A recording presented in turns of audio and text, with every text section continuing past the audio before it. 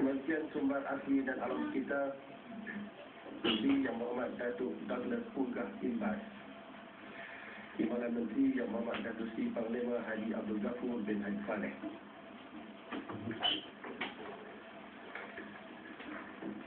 Kementerian Pengangkutan Datuk Ong Ikhlas, Timbalan Menteri Yang Berhormat Datuk Anifah binti Zat, Yang Berhormat Datuk Anifah binti Haji Ahmad.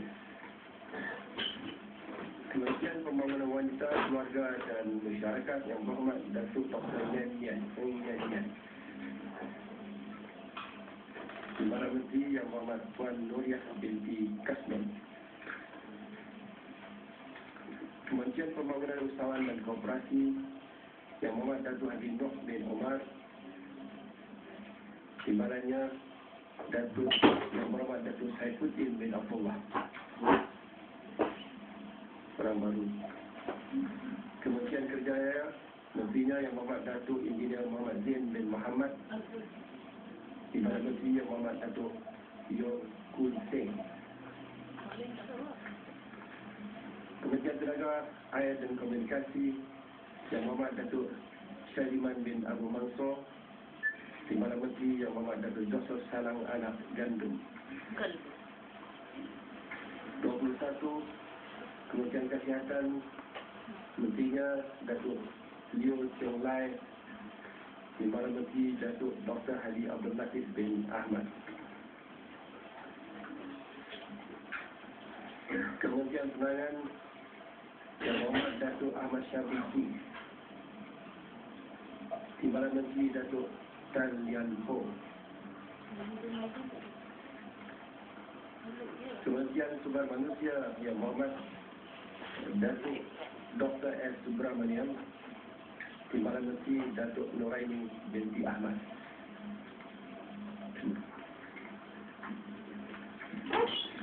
Kementerian Perdagangan dan Dalam Negeri dan Hal Ehwal Pengguna Yang Berhormat Datuk Syahril bin Abdul Samad.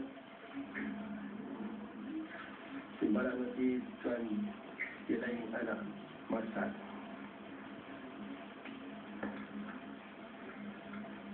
Kementerian Kemajuan Luar Bandar dan Wilayah Yang Berhormat Senator Tati Datuk Muhammad bin Muhammad Taib. Timbalan Menteri Tati Datuk Sri Panglima Joseph Turut.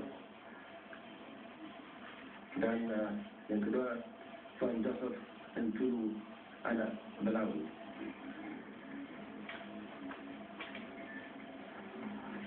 Kementerian Perumahan dan Kerajaan Tempatan Datuk Ong Kak Chuan. Timbalan Menteri Datuk Robert Lau Hui Chiu. Dan yang keduanya Yang Berhormat Datuk Hamzah bin Zainuddin. Kementerian Belia dan Sukan Yang Berhormat Datuk Ismail Safri bin Yaakob. Timbalan Menteri Yang Berhormat Tuan Lee Jack Song. Berkaitan dengan muka bangun yang buat itu, saya beri sedikit dengan lanjut. Mengapa mereka dilantik untuk berkhidmat di Jabatan Perdana Menteri? Datuk Muhammad Zaid bin Ibrahim yang akan dilantik oleh Ahli Dewan Negara petang ini. Dia akan lebih tegas yang berkait dengan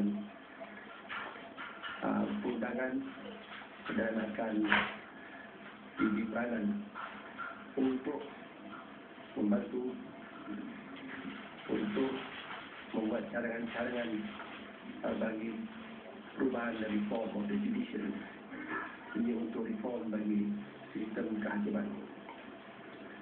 Datuk Amir Syam Datuk Amir Syam Aziz juga yang akan dilantik sebagai Ahli Dewan Negara akan mempunyai EPU, Economic Planning Unit atau unit perancang ekonomi negara yang dulunya jawatan itu diisikan oleh Datuk Sri Dr. Muhammad Ali Darwani. Itulah senarai ahli-ahli Jabatan Menteri dan Timbalan Menteri. Ada apa-apa soalan? Ya.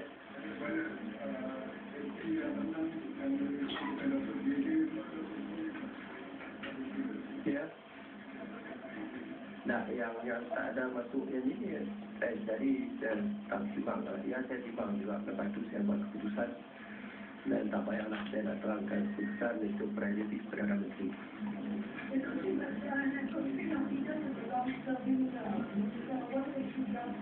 So I don't discuss why or not. I think politically, I think he should also make way for someone new to take over meeting. Regarding the Indian representation in the cabinet, the Indian community has been expecting for two full ministers for a long time. Right? The government has done because the tradition of the Indian for a long time. Yes. Yes. Yes, we have someone to be the Menteri Tenaga Manusia.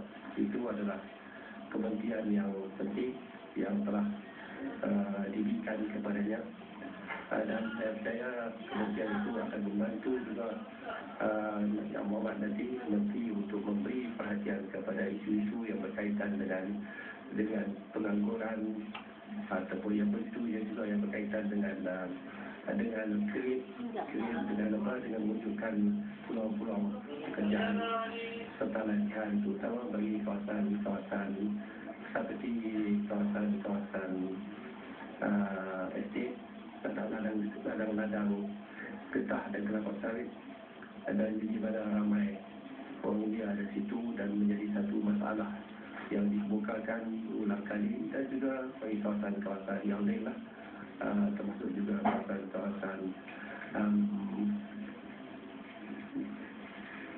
kampung-kampung baru juga yang masalah juga ditimbulkan, dan selain itu adalah kerja-kerja yang memang pun ditugaskan untuknya. Ya, saya dah fikir juga, tapi pada waktu ini tidak dapat mempertimbangkan lagi, dan tentu saya baru sudah dimaklumkan dan memahami perkara ini. Yes, your turn.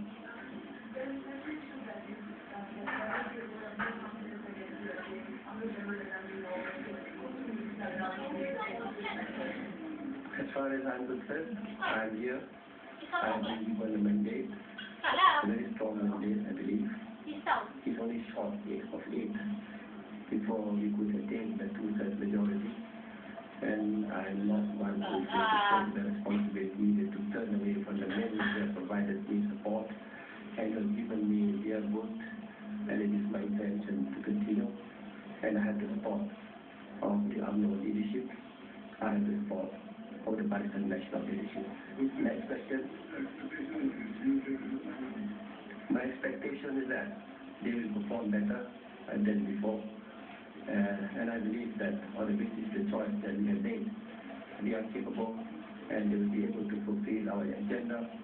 I'd like to tell you that this term, I'm talking about this term, we emphasize on the vigorous implementation of our policies and projects. I have monitored many times, reading many articles and comments given by many people that Allah has worked out the policies very well and has very good projects, but very short on implementation. Yes, we were very much involved in planning, determining policies. We were very much involved in determining the projects to be implemented, and the time has taken a lot. Our time has been spent to do all this, and they have been implemented. Some have already been launched. It is my intention to see that all these projects will be vigorously implemented and will be effective and will deliver the objectives intended by the project, by the planning that we have made. Yes, we have all the systems this time to ensure information and how things are on the ground. This is important. Yes.